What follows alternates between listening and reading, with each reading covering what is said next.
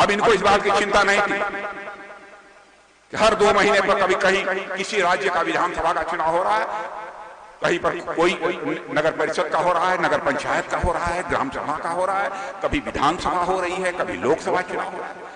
लाखों करोड़ रुपया आपका खर्च होता है, आपकी गाड़ी कब आई रहती है आपको पता नहीं। इन लोगों ने कभी इसकी चिंता की। पहली बार हमारे प्रधानमंत्री ने चिंता की। उन्होंने कहा भाई अब साल भर चुनाव होता रहे और हम पब्लिक का पैसा खर्च करते रहे चुनाव पर, अब ये नहीं चलेगा। साल में एक बार विधानसभा और लोकसभा का चुनाव एक साथ होगा और सारे ये ग्राम पंचायत, नगर पंचायत, जिला पंचायत, ये सब सारे चुनाव एक साथ होंगे। शीतकालीन सत्र के दौरान ही केंद्र सरकार वन नेशन वन इलेक्शन विधेयक संसद में पेश कर सकती है। सूत्रों से मिली जानकारी के मुताबिक सरकार ने इसके लिए तैयारी भी शुरू कर दी है। बता दें कि कैबिनेट ने एक देश एक चुनाव पर रामनाथ कोविंद समिति की रिपोर्ट को पहले ही मंजूरी दे दी है। एनडीटीवी ने सूत्रों के हवाले से बताया है कि सरकार अब विधेयक पर आम सहमति बनाना चाहती है। इसी के साथ ही व्यापक चर्चा के लिए संयुक्त संसदीय समिति या जेपीसी के पास इसे भेजा जा सकता है।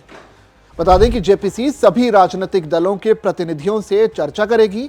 इस प्रक्रिया में अन्य हितधारकों को भी शामिल किए जाने की पूरी तैयारी है। इसके लिए देश भर के तमाम बुद्धिजीवियों के साथ साथ सभी राज्य विधानसभाओं के अध्यक्षों को बुलाया जा सकता है। इसके लिए आम लोगों की राय भी ली जानी है। केंद्र सरकार शुरू से ही एक राष्ट्र के पक्ष में रही है। हालांकि मौजूदा व्यवस्था को बदलना बेहद चुनौतीपूर्ण काम है। इसके लिए आम सहमति बेहद आवश्यक है। देश में एक राष्ट्र एक चुनाव को लागू करने के लिए संविधान में संशोधन करने के लिए करीब 6 विधेयक लाने होंगे।